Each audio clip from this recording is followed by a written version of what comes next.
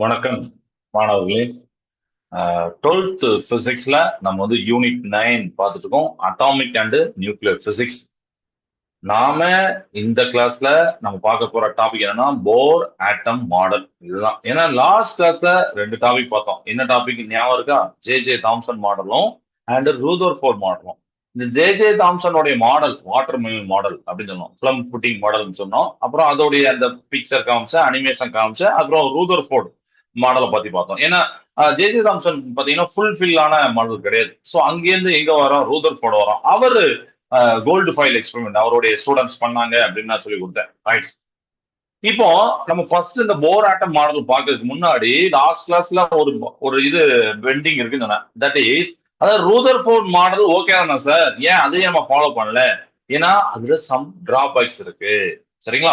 Drawbacks for Rutherford model. அதை பார்த்துட்டு இந்த போர் ஆட்டம் மாடல், ஏன்னா அதுல இருந்து இது எப்படி டெவலப் ஆகுதுங்கிறத நம்ம வந்து பார்க்க போறோம். கிளியரா இருக்கா? Okay, right. இப்போ அதாவது ரூதர்ஃபோர்டுடைய அந்த மாடல் நியூக்ளியஸ் அதோடைய டயாமீட்டர் அண்ட் ஆட்டத்தோடைய சைஸை கால்குலேட் பண்ண ஹெல்ப் பண்ணாலும் சில மேஜர் லிமிடேஷன்ஸ் இருக்கு. சரிங்களா? அதாவது ரூதர்ஃபோர்டு ஆட்டம் மாடல் வச்சு நம்ம லாஸ்ட் கிளாஸ் பார்த்தீங்கன்னா ஆர் அப்படிலாம் போட்டு பார்த்தோம். தட் இஸ் என்னன்னா உங்களுக்கு டயாமீட்டர் ஆட்டத்தோட சைஸ்லாம் உங்களால கண்டுபிடிச்சிட முடியும். பட் இருந்தாலும் லிமிடேஷன்ஸ் இருக்கு. என்னன்னா first limitation stability of atom. Stability of atom தமிழ்ல பாத்தீங்கன்னா அணுவோடைய நிலைத்தன்மைமாங்க. அப்புறம் என்னதான் அது நிலையா இருக்கிறத பத்தி சம்திங் அப்படின்னு அர்த்தம். கரெக்டா? அதாவது கிளாசிக்கல் எலக்ட்ரோடைனமிக்ஸ் படி ஒரு சார்ஜ் ஆசிலேட் ஆனிச்சுன்னா, ஏன்னா ஏற்கனவே நியூக்ளியஸ் சுத்தி இந்த எலக்ட்ரான் சுத்தி வரும் நம்ம சொல்லியாச்சு. கிளாசிக்கல் எலக்ட்ரோடைனமிக்ஸ் என்ன சொல்லிருச்சு அப்படின்னு பாத்தீங்கன்னா, இந்த மாதிரி சுத்தி வரக்கூடிய இந்த எந்த வித ஒரு ஆசிலேட் சார்ஜும் எப்போதுமே ஒரு எலக்ட்ரோமேட்டிக் ரேடியேஷன் வெளியில விட்டுட்டே இருக்கும். சரியா? ஒரு oscillate charge always electromagnetic radiations emit பண்ணிட்டே இருக்கும். சரி, அப்படின்னா இந்த ரேடியேஷன் வெளியில எமிட் பண்ணிட்டே இருந்ததுன்னா இந்த எலக்ட்ரானோடைய இங்க நான் சுத்தி கூட எலக்ட்ரானோடைய எனர்ஜி லூஸ் ஆகும். கரெக்டா? அப்படிதானே? எனர்ஜி லூஸ் ஆகும். எனர்ஜி லூஸ் ஆனா என்னன்னா ஃபைனலா போய் எங்க போய் விழுந்துரும்னா நியூக்ளியஸ் உள்ள போய் விழுந்துரும். ஏன்னா ஆர்பிட் எந்த ஆர்பிட்ல போனாலும் போக போக போக எனர்ஜியை லூஸ் பண்ணி ஒரு மாதிரி ஸ்பைரல் மோஷனை சுத்தி கடைசியில் நியூக்ளியஸ்குள்ள போய் விழுந்துருவாரு. நியூக்ளியஸ்குள்ள போய் விழுந்தாருன்னா அவ்வளவுதான். அந்த ஆட்டமே என்ன ஆகும்னா டிஸ் இன்டெகிரேட் ஆகும். அதாவது அது வந்து ஸ்டெபிலிட்டி இல்லாம அன்ஸ்டெபிளா மாறிடும். பட் நம்மளை சுத்தி இருக்கக்கூடிய எல்லா ஆட்டமும் அப்படியே அன்ஸ்டெபிலிட்டியா இருக்கா? யோசிச்சு பாருங்க. அப்படி அன்ஸ்டெபிலிட்டியா இருந்தா நம்மளால இருக்க முடியுமா? எல்லாமே உடனே உடனே உடஞ்சி வேற ஏதோ மாறிட்டு இருந்ததுன்னா அவ்வளவுதான். அப்படிதானே? அப்போ அது இல்லை. சரியா? ஆக்சுவலா என்ன நடக்குது? நமக்கு ஆட்டம்ஸ் ஆர் ஸ்டேபிள். சரியா? Atoms are stable. அப்ப ரூதர்ஃபோர்டால அந்த ஸ்டெபிலிட்டிய எக்ஸ்பிளைன் பண்ண முடியல. கிளியர் ஆயிட்டா? ஓகே. ஃபர்ஸ்ட் பாயிண்ட் உங்களுக்கு புரிஞ்சிருக்கும் நினைக்கிறேன், நம்புறேன். இப்ப ரெண்டாவது பாயிண்ட் எழுத போறேன். That is line spectrum. இது இதே நம்ம அனிமேஷன் பார்க்கும்போது ரொம்ப சூப்பரா உங்களுக்கு புரியும். நான் அது சொல்றேன். போர் ஆட்டம் மாடல் சொல்லிட்டு அதை சொல்றேன். சரிங்களா? ஃபர்ஸ்ட் ஏன்னா இது ஒவ்வொரு ஆர்டரா போகும். ஓகே. இப்போ எலக்ட்ரான் வந்து தொடர்ச்சியா எமிட் பண்ணா எனர்ஜி எமிட் பண்ணா எமிஷன் ஆஃப் ரேடியேஷன் கண்டினியூஸா இருக்கும். கரெக்டா? யோசிச்சு பாருங்க. அதாவது இங்க வரக்கூடிய எலக்ட்ரான் இப்படி சுத்தி வருது. எலக்ட்ரான் ரேடியேஷன்ஸை எமிட் பண்ணுது. நம்ம ஆல்ரெடி முன்னாடியே பார்த்தோம். கரெக்டா? எலக்ட்ரோமேக்னெட்டிக் ரேடியேஷன் எமிட் பண்ணுது. ஓகே. அப்போ எலக்ட்ரான் தொடர்ச்சியா எனர்ஜியை எமிட் பண்ணா இந்த எமிஷன் ஆஃப் ரேடியேஷனும் ஒரு கண்டினியூஸா இருக்கணும். கண்டினியூஸா இருக்கணும். அப்போ நம்மளுக்கு வந்து என்ன கிடைக்கணும்னா கண்டினியூஸ் எமிஷன் ஸ்பெக்ட்ரம். நீங்க வந்து 12th யூனிட் 5ல படிச்சிருப்பீங்க. அப்படிதான் கண்டினியூஸ் எமிஷன் ஸ்பெக்ட்ரம் எப்படி இருக்கும் உங்களுக்கு தெரியும். அப்படி இருக்கணும். ஆனா எக்ஸ்பெரிமெண்டா நமக்கு செஞ்சு பார்க்கும்போது நம்மளுக்கு கிடைச்சது என்ன? இதுதான் கிடைச்சது. லயன் ஸ்பெக்ட்ரம் கிடைச்சு. லயன் அப்படின்னா டிஸ்கிரீட் அப்படின்னு இன்னொரு வார்த்தையும் சொல்லுவாங்க. அதாவது விட்டு விட்டு வர்றது. கண்டினியூஸ்க்கு ஆப்போசிட் விட்டு விட்டு வர்றது தானே. யோசிச்சு பாருங்க. ஈஸி தானே? கண்டினியூஸா வரணும். ஏன்னா அங்க எலக்ட்ரான் வந்து எமிட் பண்ணுது. எமிட் பண்ணும்போது எமிஷன் ஆஃப் ரேடியேஷன் நீங்க ஸ்பெக்ட்ரம் எடுத்து பாத்தீங்கன்னா அங்க கண்டினியூஸ் எமிஷன் ஸ்பெக்ட்ரம் இருக்கணும். அங்க அங்க அப்படி இல்ல. அங்க பாத்தீங்கன்னா லைன் ஸ்பெக்ட்ரமா இருக்கு. சரியா? நீங்க வந்து கிளாசிக்கல் அந்த இது நம்ம பார்ப்போம். தட் இஸ் சோலார் சிஸ்டத்தை. அதுல பாத்தீங்கன்னா கண்டினியூஸ் ஸ்பெக்ட்ரமா இருக்கும். ஆனா ஹைட்ரஜன் எடுத்து பார்க்கும்போது பாத்தீங்கன்னா லைன் ஸ்பெக்ட்ரமா இருக்கும். அதை நான் காமிக்கிறேன் அனிமேஷன். ஓகே, இப்படி இருக்கு. சரியா? அப்ப இந்த டிராபேக்ஸ சரி பண்ணணும். அதுக்குதான் நீல்ஸ் போர் வந்து ஒரு மாடலை கொடுத்தாரு. இது கிளியர் ஆயிட்டா? ஏன் நம்ம போர் மாடலை படிக்கணும் சார் அப்படின்னா இதை ஃபர்ஸ்ட் தெரிஞ்சுக்கணும் ஸ்டூடெண்ட்ஸ். சரிங்களா? நமக்கு வந்து அதுல வந்து அந்த ஒரு ப்ராப்ளம் இருக்கு அப்படிங்கிறத நம்ம புரிஞ்சுக்கிட்டாதான் இதுல நம்ம படிக்கிறது கிளியரா இருக்கும். Okay, super. இந்த 2 பாயிண்ட் ஞாபகம் வச்சிருப்பீங்கன்னு நினைக்கிறேன். இப்போ நம்ம வந்து போர் ஆட்டம் மாடல் போகலாம். Okay, right. ஸோ அந்த ரூதர்ஃபோர்டோடைய கோல்டு பாயில் எக்ஸ்பெரிமெண்ட் ரொம்ப ரொம்ப வெல் அண்ட் குட் தான். நமக்கு வந்து நல்ல ரிசல்ட்ஸ் தான் வந்து ஓகே. பட் அதுலயும் அந்த குறைபாடுகள் இருந்துச்சு. அப்படிதான் 2 முக்கியமான ஒரு டிஸ்அட்வான்டேஜ் டிராபேக்ஸ் வந்து இருந்துச்சு. கரெக்டா? ஓகே, தட் இஸ் ஃபர்ஸ்ட் வந்து குட் நாட் எக்ஸ்பிளைன் த அட்டமோட ஸ்டெபிலிட்டி. ஏன்னா இந்த 2 மார்க்கா இதை கூட கேட்பாங்க. சரிங்களா? அதாவது டிராபேக்ஸ் ஆஃப் ரூதர்ஃபோர்டுனா 2 மார்க் கேட்கலாம், 3 மார்க். அப்போ அதை நல்லா எழுதணும். ஃபர்ஸ்ட் சிம்பிளா சொல்றேன். ஃபர்ஸ்ட் என்ன இது பாத்தீங்கன்னா ஸ்டெபிலிட்டி. அப்படின்னா அந்த ஸ்டெபிலிட்டி ஆட்டத்தோட ஸ்டெபிலிட்டி எக்ஸ்பிளைன் பண்ண முடியல. ஏன்னா நம்ம கிளாசிக்கல் பிசிக்ஸ் படியா எலக்ட்ரான் வந்து சர்க்குலர் ஆர்பிட்ல சுத்தினா கண்டினியூா எனர்ஜி ரேடியேட் ஆகும். ரேடியேட் பண்ணா எனர்ஜி லூஸ் ஆகும், நியூக்ளியஸ் போய் விழும். ஸோ ஆட்டம் வந்து அன்ஸ்டேபிள். பட் ரியல் லைஃப்ல அப்படி கிடையாது. ரெண்டாவது, ஹைட்ரஜன் ஆட்டத்துக்கு நீங்க அப்சர்வ் பண்ணும்போது லைன் ஸ்பெக்ட்ரா தான் கிடைச்சது. அது ஏன் கிடைச்சதுன்னு சொல்ல முடியல. கண்டினியூஸ் ஸ்பெக்ட்ரா தான் அது சொன்னுச்சு. அதாவது ரூதர்ஃபோர்ட் மாடல் வந்து கண்டினியூஸ் ஸ்பெக்ட்ரம் வருங்கனாங்க. ஆனா ஹைட்ரஜன் ஆட்டத்துக்கு பார்க்கும்போது லைன் ஸ்பெக்ட்ரம் வந்து ஸ்பெக்ட்ரம் பார்க்கும்போது லைன் ஸ்பெக்ட்ரம் வந்துச்சு. ஸோ அதையும் ப்ரெடிக்ட் பண்ண முடியல. ரைட்டா? Okay, good. ஸோ இதெல்லாம் சரி பண்றதுக்கு 1913ல நீல்ஸ் போர் வந்து அவருடைய மாடலை இன்ட்ரோடியூஸ் பண்றாரு. He did not completely reject Rutherford model. ஏன்னா அதை தெரிஞ்சுக்கணும். அது சுத்தமா சரியில்லப்பான்னு சொல்லல. அவர் வந்து ஜஸ்ட் எடுத்துக்கிட்டாரு. சோ ஆனா இவர் வந்து குவாண்டம் தியரி படி மாடிஃபிகேஷன் வந்து பண்றாரு. ஓகே, இதுல 3 முக்கியமான பாஸ்பேட்ஸ் இருக்கு. என்னங்கிறத பார்க்கலாம். சோ ஃபர்ஸ்ட் பாஸ்பேட்ஸ் என்னன்னா ரொம்ப நல்ல இம்பார்ட்டன்டான ஒரு பாஸ்பேட். That is stationary orbits and forces அப்படின்னு சொல்லிட்டு இந்த பாஸ்பேட்ஸ். அதாவது ஒரு எலக்ட்ரான் ஒரு ஆட்டத்தை சுத்தி இப்படி வருது, இப்படி வருது, இங்க போகுது, இப்படி வருது. சரியா? An electron in an atom moves around the nucleus. சரி, பட் எங்க சுத்துது? எங்க சுத்துதுன்னா ஒன்லி இன் certain specific நான் ரேடியேட்டிங் ஆர்பிட்ஸ். அருமையான பாயிண்ட் தான். கரெக்டா யோசிச்சு பாருங்க. அதாவது எல்லா சும்மா கண்டமேனிக்கெல்லாம் சுத்தல. எலக்ட்ரான் சுத்துறதே பாத்தீங்கன்னா ஒரு ஸ்பெசிபிக்கான நான் ரேடியேட்டிங் ஆர்பிட்ஸ் சுத்துது. சோ நான் இங்க வந்து என்ன போட்டிருக்கேன்னா இந்த ஒரு புரியக்காண்டி இந்த ஹிண்ட் வேட கீ வேட எழுதிக்கிறேன். ஸ்பெசிபிக் நான் ரேடியேட்டிங் ஆர்பிட்ஸ்ல சுத்துது. சரியா? ரைட். அந்த ஆர்பிட்ஸ்க்கு இவர் என்ன பேர் வைக்கிறாருன்னா ஸ்டேஷனரி ஆர்பிட். இப்ப புரிஞ்சு வச்சா ஏன் அந்த நேம் இங்க எழுதுன்னு சொல்லிட்டு ஸ்டேஷனரி ஆர்பிட் அப்படின்னு அவர் பேரை வைக்கிறார். ஏன் ஏன் சார் அந்த எதனால இந்த நேம் வச்சாங்கன்னா எலக்ட்ரான் வந்து அந்த சர்க்கிளை பார்த்து சுத்தி வருது. கரெக்டா? அப்போ அதுக்கு ஒரு சென்ட்ரிபியூட்டல் ஃபோர்ஸ், எந்த பொருளுமே ரவுண்டுல இது சுத்தி வரும்போது சென்ட்ரிபியூட்டல் ஃபோர்ஸ் இருக்குன்னு உங்களுக்கு தெரியும். அதுதானே மைய தமிழ்ல சொல்றேன், ஏன்னா இன்னும் கொஞ்சம் நல்லா புரியும். சென்ட்ரிபியூட்டல் ஃபோர்ஸ்னா மைய நோக்கு விசை, மையத்தை நோக்கிய விசை. அதுதானே? சரி, அந்த மையத்தை நோக்கிய விசைய சென்ட்ரிபியூட்டல் ஃபோர்ஸை யார் ப்ரொவைட் பண்றான்னு பாத்தீங்கன்னா அந்த சென்ட்ரிபியூட்டல் ஃபோர்ஸை யார் ப்ரொவைட் பண்றான்? இந்த எலக்ட்ரான் சுத்துதுன்னா மையத்துல இப்படி சுத்துதுன்னா சென்ட்ரிபியூட்டல் ஃபோர்ஸ்ல இருக்கும். அப்ப யாரு ப்ரொவைட் பண்றா? எஸ், நமக்கு வந்து எலக்ட்ரோஸ்டாட்டிக் ஃபோர்ஸ் ஆஃப் அட்ராக்ஷன் அப்படின்னு ஒன்று தெரியும். அதாவது எலக்ட்ரோஸ்டாட்டிக் ஃபோர்ஸ் ஆஃப் அட்ராக்ஷன் வேற வேற சார்ஜ்க்கு நடுவில். ஸோ இங்க எலக்ட்ரான் புரோட்டான், ஏன்னா நியூக்ளியஸ் புரோட்டான் இருக்கு, எலக்ட்ரான் இருக்கு. இந்த ரெண்டு, ஏன்னா நியூட்ரான் சார்ஜ் கிடையாது, அதனால அதை விட்டுறலாம். So electrostatic force of between negatively charge எலக்ட்ரானும் நெகட்டிவ்லி பாசிட்டிவ் சார்ஜ் நியூக்ளியஸும் இருக்கு. கரெக்டா? இந்த நியூக்ளியஸ் தான், இந்த இதை வச்சுதான் நம்ம வந்து என்ன பண்ண போறோம்னா சென்ட்ரிபியூட்டல் ஃபோர்ஸ் சொல்ல போறோம். தட் இஸ் இந்த 2 பேத்துக்கு உண்டான, அதாவது 2 சார்ஜுக்கு உண்டான அந்த ஃபோர்ஸ் வந்து கூலும் ஃபோர்ஸ். இந்த கூலும் ஃபோர்ஸ் தான் சென்ட்ரிபியூட்டல் ஃபோர்ஸா கொடுக்குது. சென்ட்ரிபியூட்டல் ஃபோர்ஸா கொடுக்குது. சரியா? ஓகே. அப்போ இந்த கூலும் ஃபோர்ஸ் கொடுக்கறனால எலக்ட்ரான் சுத்துது, இதெல்லாம் ஓகே.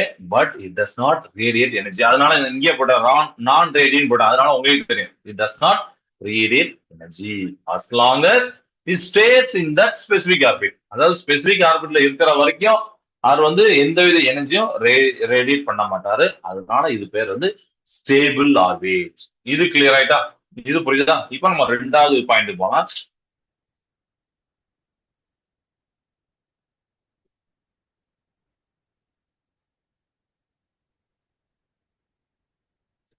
ரெண்டாவது பாயிண்ட் பாஸ்டேஜ் number 2ல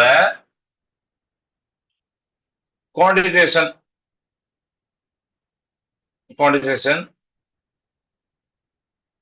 of angular momentum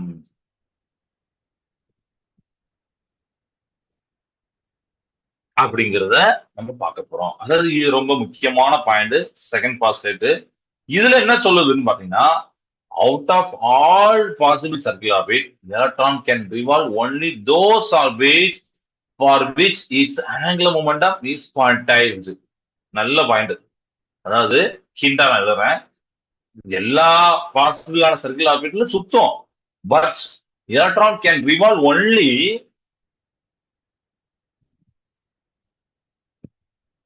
electron can revolve only in those orbits for which its angular momentum is quantized. சரிங்களா? இந்த பாயிண்ட நோட் பண்ணிக்கோங்க ஸ்டூடெண்ட்ஸ்.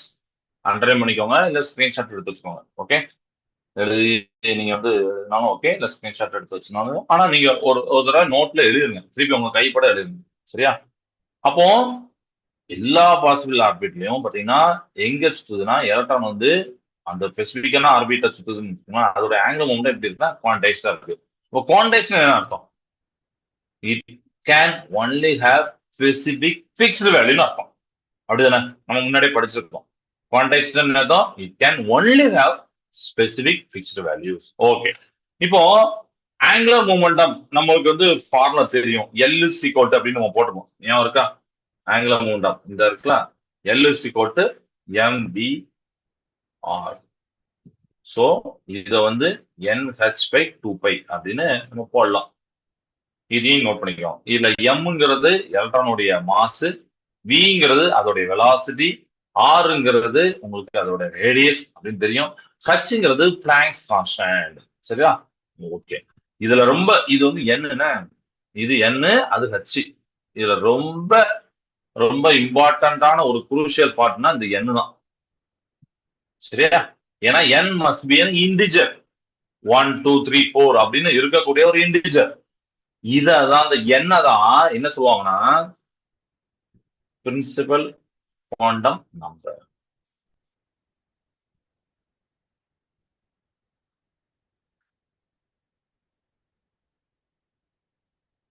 முதன்மை குவாண்டம் எண் அப்படின்னு தமிழ்ல சொல்லுவாங்க. சரியா? அப்ப என்ன அர்த்தம்? ஒரு angular momentum integral multiple of h by 2π. ஏன்னா இன்டகிரல் இன்டிஜர் அதுதான். அப்படிதானே? Integral multiple of h by 2π அப்படி இருக்கும் அப்படின்னு. நீங்க எண்ணுக்கு ஒண்ணு போட்டு பார்த்தீங்கன்னா அது வந்து கிரவுண்ட் ஸ்டேட். சரியா?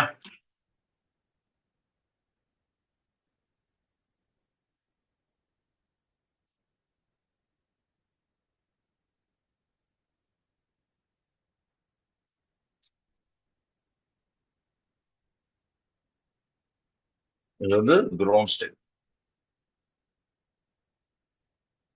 n is equal to 2 போட்டு பாத்தீங்கன்னா அது first accelerate state.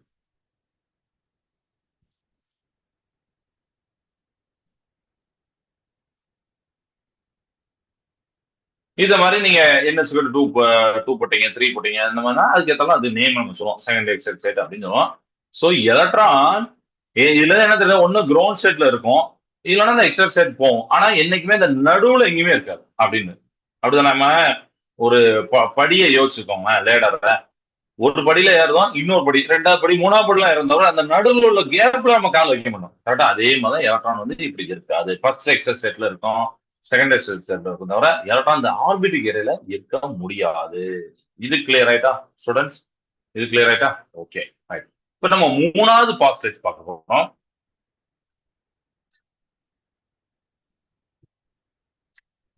That is energy transition.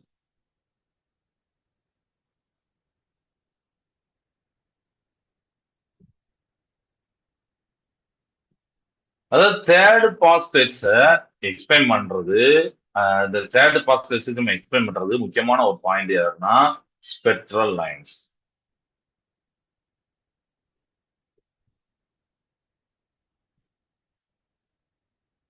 Electron இங்க இருக்கு சரிங்களா. இந்த எலக்ட்ரான் இது ஒரு ஹையர் ஸ்டேட்னு வச்சுக்கோங்க. ஹையர் ஸ்டேட், இது வந்து லோயர் ஸ்டேட் சரியா. ஹெச்எஸ் லோயர்ஸ் அப்படின்னு போடுறல.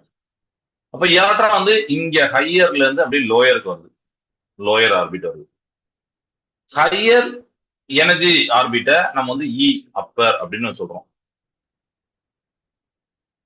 இது வந்து இ லோயர் அப்படின்னு சொல்றோம் சரியா. அப்போ இதுல என்ன அர்த்தம், எனர்ஜி வேரியேஷனா இருக்கு அப்படிங்கிறது தெரியுது, அதெல்லாம் உங்களுக்கு தெரியுது. அப்ப எலக்ட்ரான் அங்கேருந்து இங்க சுத்தி விழுது சரியா. இப்ப இந்த எனர்ஜி டிஃபரன்ஸ் ரெண்டுத்துக்கும், ஏன்னா ஒருத்தர் அதிகம் ஒருத்தர் கம்மினாலே எனர்ஜி டிஃபரன்ஸ் இருக்கும் அப்படிதானே. இப்ப இந்த எனர்ஜி டிஃபரன்ஸ் இததான் நாம இந்த எனர்ஜி டிஃபரன்ஸால எலக்ட்ரான் வந்து அங்கே இருந்து மேல இருந்து இங்க கீழே வரும்போது இந்த எனர்ஜி டிஃபரன்ஸால ஒரு போட்டானா எமிட் பண்ணுது சரியா. போட்டானா எமிட் பண்ணுது. இந்த எனர்ஜி டிஃபரன்ஸா தான் அது வந்து போட்டானா எமிட் பண்ணுது. புரியுதுங்களா. ஒரு உதாரணத்துக்கு அது 10, இது 2 அப்படின்னா 8. அப்ப இந்த 8 அது வந்து போட்டானா எமிட் பண்ணுது அப்படிங்கிற மாதிரி சரியா. இந்த எனர்ஜி டிஃபரன்ஸ போட்டானாக அந்த ப்ராசஸ் நம்ம பாக்குறோம் எமிட் பண்ணுது எலக்ட்ரான் மேல போயிட்டு கீழே வரும்போது சரியா. ஓகே. அப்ப எமிட் மட்டும் தான் நடக்குமா சார்னா இல்ல, அப்சர்வ்ஸும் நடக்கும். அதாவது எலக்ட்ரான் இங்க இருக்குன்னா சம்திங்க அப்சர்வ் பண்ணிட்டு எக்ஸல் ஸ்டேட் போகும், வேற ஸ்டேட் போகும் சரியா. சோ போட்டான் அப்சர்வ் பண்ணும், எமிட் பண்ணும். அப்சர்வ் பண்ணா lower energy level to higher energy level போகும் சரிங்களா. ஓகே. இப்போ இந்த energy of the emitted or absorb photon அப்படிங்கிறத நம்ம எப்படி சொல்ல போறோம் அப்படின்னா, energy difference E upper minus E lower equal to H nu அப்படிங்கிற நம்ம போட போறோம். ஹச்ங்கிறது பிளான்ஸ் கான்ஸ்டன்ட், ஆல்ரெடி நியூ பத்தி தெரியும். Frequency okay, Planck's constant frequency of the radiation. இதுதான் நம்மளுக்கு டிஸ்கிரீட் லைன்ஸ் ஸ்பெக்ட்ரம்ல கொடுக்கு சரியா. இதுதான் நம்மளுக்கு என்னது, டிஸ்கிரீட் லைன்ஸ் ஸ்பெக்ட்ரத்துல கொடுக்குது. அப்ப இதோட அர்த்தம் என்ன, எனர்ஜி டிஃபரன்ஸ் பாக்குறீங்க நீங்க. இந்த எனர்ஜி டிஃபரன்ஸ் வந்து மேபி அந்த அப்சர்வ் போட்டானா இருக்கலாம், இல்ல எமிட்டட் போட்டானா இருக்கலாம் சரிங்களா. அதோடைய அந்த எனர்ஜி தான் பாக்குறீங்க. அது எப்படி இருக்குன்னா அந்த ரெண்டு எனர்ஜி லெவல், நீங்க எந்த எனர்ஜி லெவலில் எடுக்கலாம், 2வது 3வது 1வது 4வது 1வது 5வதுன்னு எடுக்கலாம். அப்படிங்கும் போது அந்த மாதிரி இதை எமிட் பண்ணுது. ஹச் நியூ அப்படிங்கிறது நம்ம 8ஆம் யூனிட்ல படிச்சிருக்கோம், போட்டானுடைய இதெல்லாம் நம்ம படிச்சிருக்கோம் அப்படிதானே. சோ அங்கதான் இங்கேயும் வந்திருக்கு பாருங்க. சோ இதுதான் நம்மளுக்கு வந்து டிஸ்கிரீட் லைன்ஸை ஃபார்ம் பண்ணுது. இது புரியுதா. Okay right. சோ இப்போ நமக்கு வந்து இந்த அனிமேஷன் பார்ட் போறேன், போயிட்டு அந்த சில விஷயத்த கத்துக்கிட்டு அதுக்கப்புறம் நம்ம புக்ல உள்ள 2-3 டெரிவேஷன் லேசா எழுதி போடுறேன் சரிங்களா. இப்போ நான் உங்களுக்கு ஸ்கிரீனை ஷேர் பண்றேன்.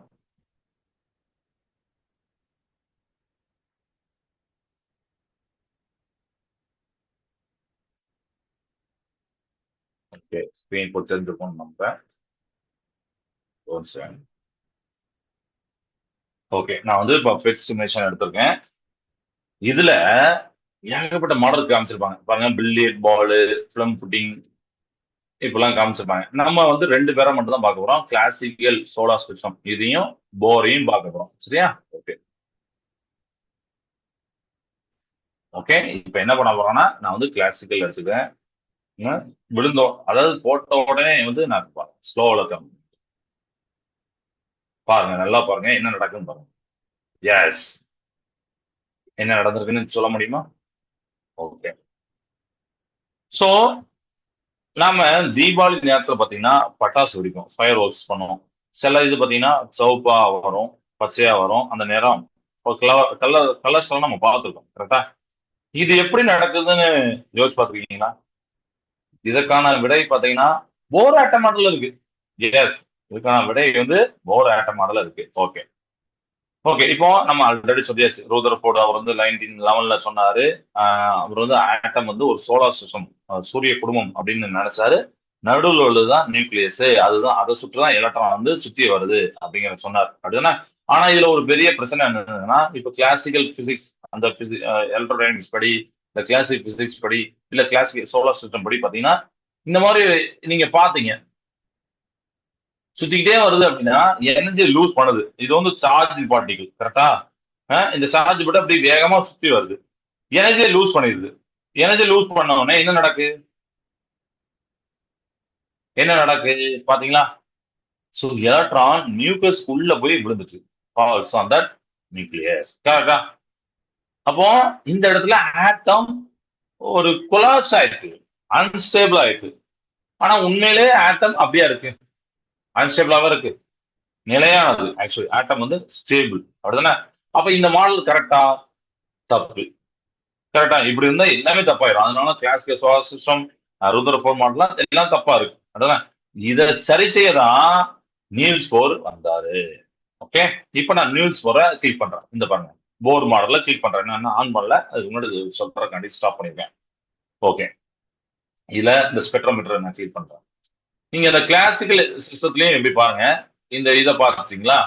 ஸ்பெக்ட்ரோமீட்டரில் தெரியக்கூடிய அந்த ஸ்பெக்ட்ரம் இப்படிதான் இருக்கும். ஒரு மாதிரி கண்டினியூஸா இருக்கும். சரிங்களா?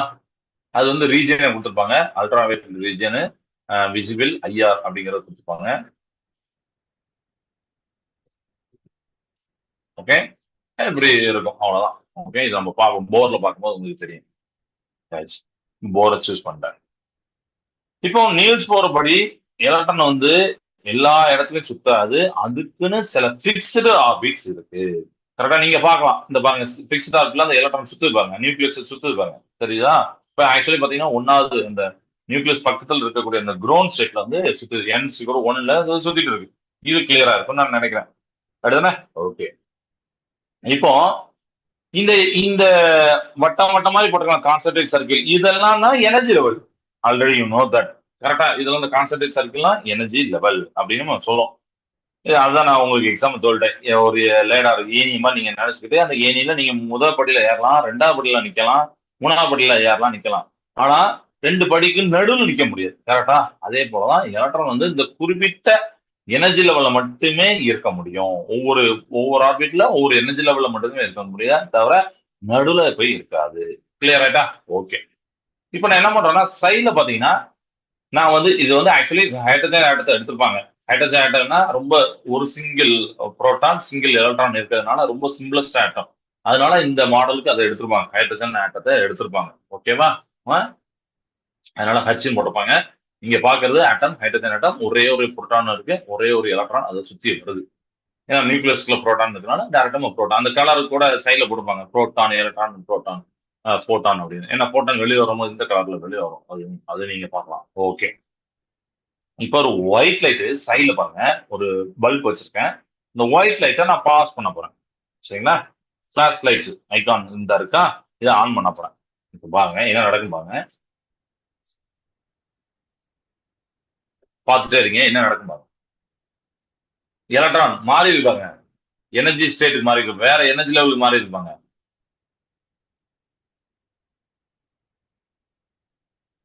NH ஒண்ணு கீழே போட்டிருக்காங்க. இப்ப வந்துட்டு NH ஒண்ணு. அதே மாதிரி இது மாறும் போது இது வந்து நான் வந்து நார்மல் வைக்கிறேன். இன்னும் கொஞ்சம் ஸ்பீடா பார்க்கலாம். நார்மல் வச்சு இப்ப பாருங்க, என்ன வந்து 6 போட்டிருக்காங்க. இப்ப 6வதுல இருக்கு பாருங்க. உங்களுக்கு தெரியுதா ஸ்கிரீன்ல? இந்த இடத்துல பாருங்க, தெரியுதா? 6ஆவது இடத்துல. அதனால இங்க NH 6 போட்டிருக்காங்க பாருங்க. புரியுதா? Very good, super. இப்ப திருப்பி ஆன் பண்றேன். நல்லா வாட்ச் பண்ணுங்க. அதுக்கப்புறம் நான் எல்லா டீட்டெயிலும் சொல்றேன்.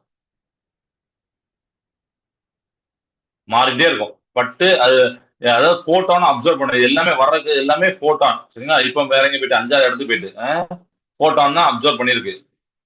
ஏன்னா எனர்ஜியை வாங்கியிருக்கு. கிரவுண்ட் ஸ்டேட்டுக்கு உடனே வந்துடும்.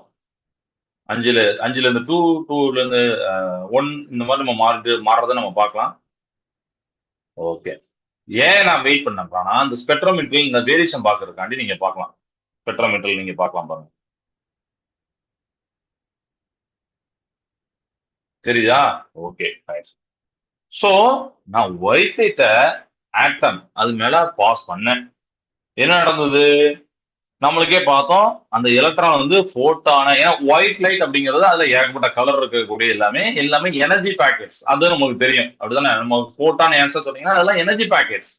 ஒவ்வொரு எனர்ஜி பேக்கெட்ஸ் வாங்கி அப்சர்வ் பண்ணதுனால அது போகுது, அதனால அப்படி சொல்றேன். போட்டான அப்சர்வ் பண்ணுது. அப்போ போட்டான எலக்ட்ரான் அப்சர்வ் பண்ணும்போது ஜம்ப் ஆகுது. பாத்தீங்க, நீங்களே பாத்தீங்க 5 4 அப்படின்னு ஜம்ப் ஆகும் பாத்தீங்க அப்படிதானே. அப்போ ஒரு எலக்ட்ரான் ஒரு போட்டானை அப்சர்வ் பண்ணி நெக்ஸ்ட் ஆர்பிட்டுக்கு போகுது, நெக்ஸ்ட் எனர்ஜி லெவலுக்கு போகுது. இததான் நாம அப்சர்ஷன் அப்படின்னு நம்ம சொல்றோம். யூனிட்ல படிச்சுக்கலாம் அப்சர்ஷன், அப்சர்ஷன் சொல்றோம். அப்ப இப்ப எலக்ட்ரான் வந்து எக்ஸ்ட்ரா ஸ்டேட் போகுது, ஓகே. அப்ப அது எக்ஸ்ட்ரா ஸ்டேட்ல இருக்குமா சார்னா இல்ல. ஏன்னா எப்பவுமே நேச்சுரலா இயற்கையாவே நம்ம பார்க்கும்போது எலக்ட்ரான் ஹை எனர்ஜி இருக்குல்ல, அந்த ஹை எனர்ஜில இருக்கிறது விரும்பாது அப்படின்னு நம்ம சொல்லலாம். ஹை எனர்ஜில இருக்க விரும்பாது. என்ன ஆகும்னா தன்னுடைய ஓல்டு, அதாவது அந்த பழைய இடத்துக்கு, அதாவது கிரவுண்ட் ஸ்டேட்டுக்கே வர ட்ரை பண்ணும், முயற்சிக்கும். 5வது போனோம்னா 5வதுல நிக்காது, உடனே எனக்கு ஃபர்ஸ்ட் தான் பிடிக்கும், ஃபர்ஸ்ட்டுக்கு வர ட்ரை பண்ணும், சரியா. சோ அதுல நீங்க பாத்தீங்க அந்த எலக்ட்ரான் வந்து fall back down from that higher energy ஸ்டேட்ல வந்து பாப்பீங்க அப்படிதானே. சரி, இது ஓகே. இப்படி பின்னாடி, அதாவது மேல போயிட்டு கீழே விழும்போது என்னத்தை வெளியே விட்டுது அப்படின்னு நீங்க பார்க்க போறீங்க, சரியா. அதுக்கு என்ன காமிக்க போறேன்னா இப்ப இதுல காமிக்கிறேன் உங்களுக்கு. கீழே ஸ்பெக்ட்ரோமீட்டர்ல ஒரு டாட் டாட் டாட் தெரியுது பாத்தீங்களா, இதுதான் லைன் ஸ்பெக்ட்ரம், ஓகேவா. அதை இன்னும் கொஞ்சம் நல்லா பார்க்கறதுக்காண்டி நான் இதை எடுக்க போறேன். ஒரு நிமிஷம். இப்ப இதுல பாத்தீங்கன்னா தெரியுதா உங்களுக்கு, இங்க பாருங்க. ஒன்னு போது, ஒண்ணுல இருக்கு, ஜம்ப் ஆகி போகும்போது என்ன 6க்கு போயிட்டு, சரியா. ஓகே. அப்ப 6 போகும்போது இங்க நீங்க பார்க்கலாம் ஒரு ஸ்கல்க்லி லைனா பார்க்கலாம். அந்த பாருங்க, ஸ்கல்க்லி லைனா போட்டிருக்காங்களா, மாறி இருப்பாங்க. இப்ப என் ஸ்கொயர் 1ல இருக்கு, அடுத்து இங்க போதும் பாருங்க 6, 4 பேரு, 4ல இருந்து 2 அப்புறம் 1 காமிக்கி. கலரும் அப்போ வித்தியாசம் ஆகுது பாருங்க, கலரும் வித்தியாசம் ஆகுதா. அந்த கலர் ஏன்னா ரெட் லைட்னா ஒரு வேவ் லென்த், ஒயிட் லைட்னா, சாரி ப்ளூ லைட்னா ஒரு வேவ் லென்த் அப்படிங்கறது பார்க்கலாம். நீங்க ஸ்பெக்ட்ரோமீட்டர் அப்படிங்கறத நீங்க கீழே வந்து பாக்குறீங்க, கரெக்டா. ஓகே. சோ எலக்ட்ரான் வந்து கீழே விழும்போது ஏற்கனவே அதை அப்சர்வ் பண்ண எனர்ஜிய ஒரு போட்டானா வெளியில விடுது, சரிங்களா. ஏற்கனவே அதை அப்சர்வ் பண்ண எனர்ஜிய ஒரு போட்டானா வெளியில விடுது. ஈஸ் கூட கச்சினியம்னு ஆல்ரெடி நான் போட்டேன். இதான் நம்ம எமிஷன். அப்ப அப்சர்வேஷன் முடிஞ்சிச்சு, இப்ப எமிஷன் முடிஞ்சிச்சு. இந்த எமிஷன் தான் நம்மளுக்கு கலர் கலரா தெரியுது. ஏன்னா அந்த வேவ் லென்த்துக்கு ஏத்தாப்புல அது கலர் கலரா தெரியுது. எமிட் பண்ணும்போது இந்த எனர்ஜி லெவல் கட்சி நியூ நம்ம சொல்றோம்ல, அப்ப அதுக்கு ஏத்தாப்புல கலர் கலரா தெரியுது. இங்க பாத்தீங்கன்னா ரெட் கொஞ்சோண்டி வந்திருக்கு, ஒரு மாதிரி வயலட் கலர் வந்திருக்கு, ப்ளூ கலர் வந்திருக்கு. ஏன்னா இப்போ உங்களுக்கு புரிஞ்சிருச்சு, ஆமா சார் ரைட்டு, அந்த எனர்ஜி லெவல் மாறுது, அப்போ அந்த போட்டானை வெளியே விடுறது, அப்போ கலர் கலரா வருது. நீங்க அனுப்புனது எல்லாமே போட்டானா அனுப்புனீங்க, அந்த போட்டான் வந்து எலக்ட்ரான் அப்சர்வ் பண்ணி இப்படி போயிட்டு கிரவுண்ட் லெவலுக்கு வந்துட்டு. இது வரைக்கும் நீங்க சொல்லிடலாமா. ஓகே, குட், சரியா, ரைட். இப்போ நம்ம ஸ்பெக்ட்ரோமீட்டர் அப்படின்னு சொல்லக்கூடிய இந்த இதை மட்டும் பார்க்க போறோம். இப்போ நீங்க ஸ்பெக்ட்ரோமீட்டர் பார்க்கும்போது எலக்ட்ரான் வந்து எவ்ரி டைம் கீழே விழும்போது அங்க நீங்க பார்க்கலாம் இந்த கலர்டு லைனை பார்க்கலாம், சரிதா. அந்த மாதிரி கலர் லைன் கிரே கலர்ல இருக்கு, எல்லாமே சரிதா.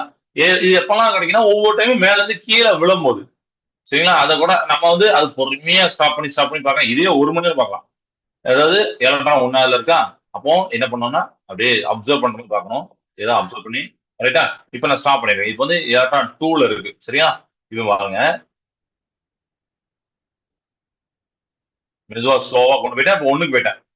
அப்போ 1 வரும்போது ஒரு கிரே கலர் லைன் மாதிரி இருக்கு. அப்ப அந்த கிரே கலர் லைன்ல அந்த இடத்துல நம்ம ஒரு நேனோமீட்டர்ல அந்த டாட்டர் தான் நம்ம இப்படி போட போறோம், சரி. நேனோமீட்டர்ல போட்டுருப்பாங்க, ஓகே. இப்படி இருக்கலாம், இந்த இருக்கலாம் அது. சோ இது வந்து ஒரு 6வதுக்கு வந்துட்டு அப்படின்னு இப்போ டிரான்சிஷன்ல நம்ம வந்து இப்படி பார்க்கலாம். அந்த ஸ்பெக்ட்ரல் எனர்ஜி டிரான்சிஷன் பார்க்கலாம். அப்ப அந்த அங்க கலர் வரும், இந்த இடத்துல இப்படி இருக்கும். இப்போ 1 to 6 போட்டு பார்க்கலாம், அது 1 to 6 போயிடும். போகும்போது அந்த கலர் என்ன கலரு அப்படிங்கறத நீங்க அப்படி பார்த்து பார்த்து பண்ணலாம், ஓகே. கிளியர் ஆயிட்டா. ஸோ ஒவ்வொரு மட்டும் கீழே விழும்போது ஒரு வண்ண கோடு, அதாவது கலர் லைன் வந்து உருவாகும், சரியா. சில கோடுகள் வந்து ரெட்ல பாத்தீங்க, வயலட்ல பாத்தீங்க, இது எல்லாத்தையும் சேர்த்து தான் நம்ம எமிஷன் ஸ்பெக்ட்ரம் அப்படின்னு சொல்றோம். நம்மளுக்கு எப்படி ஃபிங்கர் பிரிண்ட் ரொம்ப ரொம்ப முக்கியமோ, நம்மளுக்கு அப்படிதானே. உங்களை மாதிரி எனக்கு இருக்காது, என்னை மாதிரி என் தம்பிக்கு இருக்காது, இந்த மாதிரி எல்லாத்துக்கும் மாத்தி மாத்தி இருக்கும், அப்படிதானே. ஸோ ஒவ்வொரு தன்னும் ஒவ்வொரு எலமெண்ட்டுக்கும் பாத்தீங்கன்னா ஸ்பெக்ட்ரம் வந்து தனித்துவமானது, யூனிக் ஆனது. கரெக்டா? அப்ப நீங்க இத ஒவ்வொன்றையும் பார்க்கும்போது அதோடைய ஸ்பெக்ட்ரத்தை நீங்க வந்து விதவிதமா பார்க்கலாம். கரெக்டா? இது புரியுதா? அப்ப இதுல இருந்து என்ன தெரிஞ்சுக்கிட்டோம்னா, ஒரு ரீகேப் சொல்லியிருந்தேன். எலக்ட்ரான் எப்பவுமே பிக்ஸ்டு ஆர்பிட் மட்டும் தான் சுத்தி வருது. எனர்ஜிய அப்சர்வ் பண்ணா ஜம்ப் ஆகுது. அதே மாதிரி மேல இருந்து கீழே வரும்போது எனர்ஜிய வெளியில விடுது. அதாவது போட்டானா வெளியில விடுது. அதாவது ஒளியா வெளியில விடுது. இதெல்லாம் கிளியர் ஆயிட்டா? அப்ப இதுல நீங்க பாக்குறது லைன் ஸ்பெக்ட்ரம். பார்த்தாலே தெரியுது. ஆமா சார், கண்டினியூஸா இல்ல, எல்லாமே லைன் லைன் பிரேக் பிரேக்ல ஒரு டிஸ்பிளே. அதாவது ஒரு பிளாக் பேக்ரவுண்ட்ல நீங்க ஃபிஃப்த் யூனிட்ட கூட நீங்க ரெஃபர் பண்ணிக்கலாம். சரிங்களா? பாருங்க அது ஃபிஃப்த் புக் போய். அதுல பாத்தீங்கன்னா பிளாக் பேக்ரவுண்ட்ல இந்த மாதிரி கலர் லைன் சிங்கிள் சிங்கிள் லைனா வர்றதுதான் லைன் ஸ்பெக்ட்ரம் அப்படின்னு சொல்லுவாங்க. இங்க லைன் ஸ்பெக்ட்ரம் தான் வந்திருக்கு. குட்டா? இது உங்களுக்கு புரிஞ்சுதா? புரிஞ்சிருக்கும்னு நான் நம்புறேன். சரியா? Okay, super. அப்ப போர் ஆட்டம் மாடல் பத்தி நீங்க தெரிஞ்சுட்டீங்க. போர் ஆட்டம் மாடலுக்கும் நீல்ஸ் போருக்கும் என்ன, சாரி, ரூதர் ஃபோர்டுக்கும் என்ன ஒரு டிஃபரெண்ட் அப்படிங்கறத தெரிஞ்சுக்கிட்டீங்க. ஓகே. இதுல சம் லைன்ஸ் இருக்கு, அதை மட்டும் நான் சொல்லிடுறேன். சொல்லிட்டு நம்ம அடுத்த கிளாஸ்ல, ஏன்னா இதுல இன்னும் ஒண்ணு இருக்கு. That is radius of orbit of electron velocity நிறைய டெரிவேஷன்ஸ் இருக்கு. அதை வந்து அடுத்த கிளாஸ் பார்க்க போறோம். ஏன்னா இது வந்து நான் கான்செப்டை சொல்லி தராம நான் டெரிவேஷன் போகக்கூடாது. அதனால கான்செப்டை உங்களுக்கு சொல்லி தரேன். Okay, right. இப்போ நான் ஃபர்ஸ்ட் சொன்னதுல அந்த ஆங்குலர் மூமெண்டம் அப்படின்னு சொன்னேன். ஆங்குலர் மூமெண்டம் ஆஃப் எலக்ட்ரான் இந்த ஸ்டேஷனரி ஆர்பிட் ஆர் குவான்டைஸ்ட்னு சொன்னேன். குவான்டைஸ்னா என்ன தெரியும்? ஒன்லி ஹேவ் ஃபிக்ஸ்டு ஸ்பெசிபிக்கான இது வேல்யூ அப்படிதானே? Okay. So that it can be right in integer integral multiple நான் சொன்னேன். அப்படிதானே? So L is equal to n into h by 2 பைன்னு சொல்றோம். அந்த எல் வந்து ஸ்மால் எல் கூட போடலாம், தப்பு இல்லை, கிடையாது. ஓகே. இந்த h பை 2 பை அப்படிங்கிறதுக்கு ஒரு நேம் வச்சிருக்காங்க. அதுதான் ரெடியூஸ்டு பிளாங்க்ஸ் கான்ஸ்டன்ட்.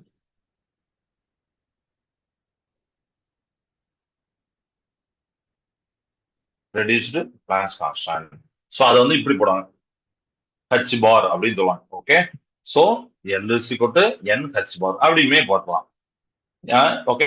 இதுதான் angular மூமெண்டத்துடைய quantification condition. Okay.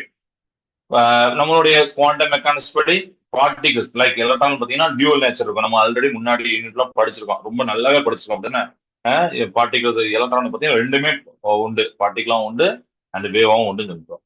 So the standing wave pattern of the de Broglie wave associate with orbiting electron இந்த stable orbit is on the figure அப்படின்னு சொல்லிட்டு 9.15 கொடுப்பாங்க. அதை நெக்ஸ்ட் கிளாஸ் காமிப்போம் உங்களுக்கு. ஏன்னா இப்படி இருக்கிறது பார்த்தீங்கன்னா இப்படி இருக்கும், எப்படிலாம் போட்டிருப்பாங்க. அதெல்லாம் அடுத்த கிளாஸ்ல அதை உங்களுக்கு காமிக்கிறேன். அதுக்கு ஒரு அனிமேஷனுக்கு அதை காமிக்கிறேன். ஓகே. இப்போ நம்ம என்ன பண்ண போறோம்னா, இந்த எலக்ட்ரான் ஆர்பிட்டோடைய சர்க்கம்ஃபரன்ஸ் இருக்கா, அதோடைய ரேடியஸ் ஆர் இப்படி இருக்கு. இது எப்படி இருக்குன்னா, is must be an integer multiple of d Broglie wavelength. That is 2 pi r equal to n into lambda அப்படின்னு போடுவோம். nங்கிறது 1 2 3 அப்படிங்கிறத நீங்க போடுவீங்க. சரியா? பட் நம்ம டி பிராய் வேவ்லெந்த் லாம்டா பாத்தீங்கன்னா எலக்ட்ரானுடைய மாஸுக்கு அசோசியேட்டட் இருக்கு. அதுக்கு நமக்கு ஃபார்முலா தெரியும். வித் வெலாசிட்டி என்னது? Lambda equal to h by mv. h by p போட்டு mv போடுங்க. அந்த ஒரு ஃபார்முலா வந்து நமக்கு வந்து தெரியும். அதுனா அந்த இதை போடுறேன். லாம்டா கரெக்டா போடுறேன்.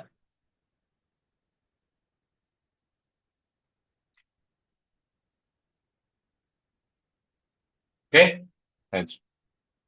அப்போ வந்து 2 பை சர்க்கம்ஃபரன்ஸ், ஏன்னா அந்த ஆர்பிட் நம்ம சொல்றோம் எலக்ட்ரானோட ஆர்பிட்டோட சர்க்கம்ஃபரன்ஸ் ஆஃப் ரேடியஸ் அது எதுக்கு ஈக்குவலா இருக்குமா? இந்த கரண்ட் மல்டிபிள் ஆஃப் டீப்ராய் வேவ்லெந்த்க்கு இருக்குமா? அதனால நம்ம இதை போட்டுருக்கோம். 2 பை சொல்லிட்டு n லாம்டா போட்டுருக்கோம். ஓகே. என்னங்கிறது 1 2 3 இருக்கும். இப்போ இந்த டீப்ராய் வேவ்லெந்த் லாம்டா எப்படி இருக்குன்னா, எலக்ட்ரானோட மாஸுக்கு எப்படி இருக்கு, வெலாசிட்டிக்கு எப்படி இருக்குன்னு எழுதிட்டேன். பிளாங்க்ஸ் கான்ஸ்டன்ட் அங்கேயும் ஒரு பிளாங்க்ஸ் கான்ஸ்டன்ட் ஹச்னு வரும். அப்ப இந்த இடத்துல அதை சப்ஸ்டிட் பண்ணிடலாமா?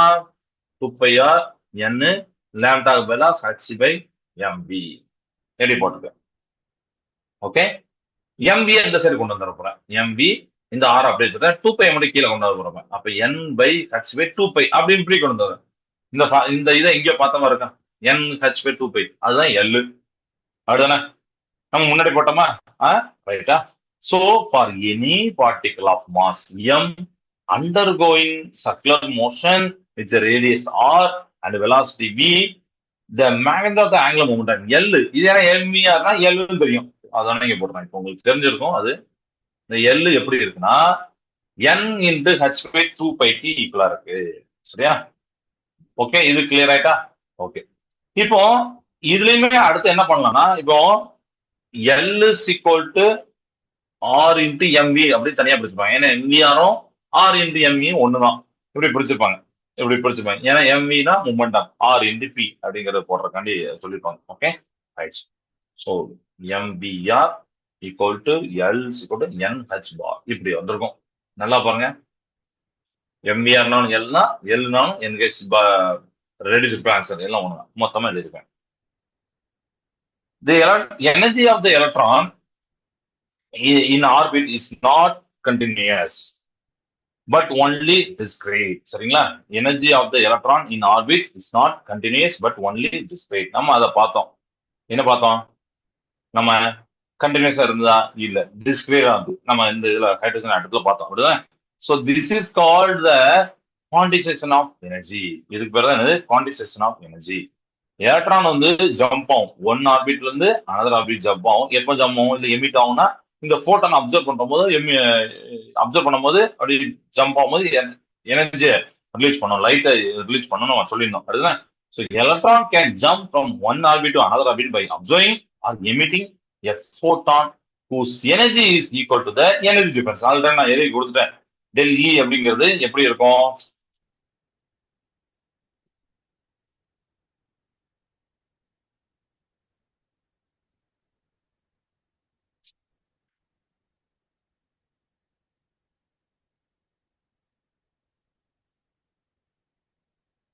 டெல் இ அப்படின்னா இ ஃபைனல் இ இனிஷியல் அப்படின்னு இருக்கும். ஹச் நியூவா இருக்கும். ஹச் சி பை லேண்டாவா இருக்கும். அதாவது நியூ, இது வந்து நியூ, அதாவது சி பை லேண்டா அப்படின்னு போடுறோம். சிங்கிறது ஸ்பீட் ஆஃப் லைட், லேண்டாங்கிறது வேவ்லென்த், நியூ அப்படிங்கிறது frequency of the radiation emitter. Thus, the frequency of the radiation emitter is related only to the change in atomic energy level. அப்படிதானே? அது பாருங்க, நல்லா பாருங்க. இதை ரிலேட் பண்ணும்போது நம்ம யாருக்கு ஈக்குவலா இருக்குன்னா அந்த எனர்ஜி லெவலுக்கு ஈக்குவலா இருக்கு. சரி, அந்த எனர்ஜி லெவல் வேரியேஷன்ஸ் அதுதான் டெல்லிக்கு ஈக்குவலா இருக்கு ஃப்ரீக்வன்சிலாம். And does not depend on the frequency of the orbital motion of the electron. சரியா அப்படின்னு சொல்லிப்பாங்க. அந்த ஆர்பிட்டல் மோஷன் ஆஃப் த எலக்ட்ரானோடைய ஃப்ரீக்வன்சி டிபெண்ட் பண்ணல, எனர்ஜி லெவல்ல டிபெண்ட் பண்ணிருக்கு. அதனால கலர்ல என்ன வருது? ஏன்னா உங்களுக்கு ஃப்ரீக்வன்சி மாறுதுன்னா என்ன அர்த்தம்? கலர் மாறுதுன்னு அர்த்தம். இதெல்லாம் தான் இதெல்லாம் போட்டிருக்காங்க. இது புரியுதா? ஸோ இந்த கிளாஸ்ல இது வரைக்கும் போதும். அடுத்த கிளாஸ்ல இதோட கண்டினியூஷன் தான்.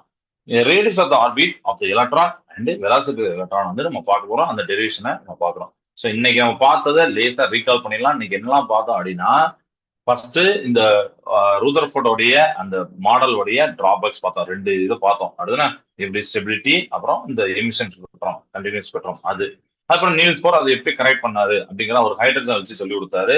அப்போ ஹைட்ரஜன்ல லைன் ஸ்பெக்ட்ரம் வந்துச்சு, அதையும் நம்ம பார்த்தோம். அதுக்கப்புறம் அந்த ஆங்கிலம் மோட குவான்டிட்டிஸ் நம்ம வந்து ரிலைஸ் பண்ணி காமிச்சோம். இதெல்லாம் ஓகே கரெக்டா? அண்ட் அந்த சென்ட்ரிபியூட்டல் ஃபோர்ஸ் அதெல்லாம் உங்களுக்கு தெரிஞ்சுக்கோ, நோட் பண்ணி வச்சுக்கோங்க. நெக்ஸ்ட் கிளாஸ்ல நம்ம வந்து அந்த எனர்ஜி ஆஃப் த எனர்ஜி அந்த ரேடியஸ் பார்ப்போம். ரேடியஸ், வெலாசிட்டி அதெல்லாம் பார்ப்போம். Okay class. வாழ்க பாரதம், வெல்க தமிழகம். நன்றி, வணக்கம்.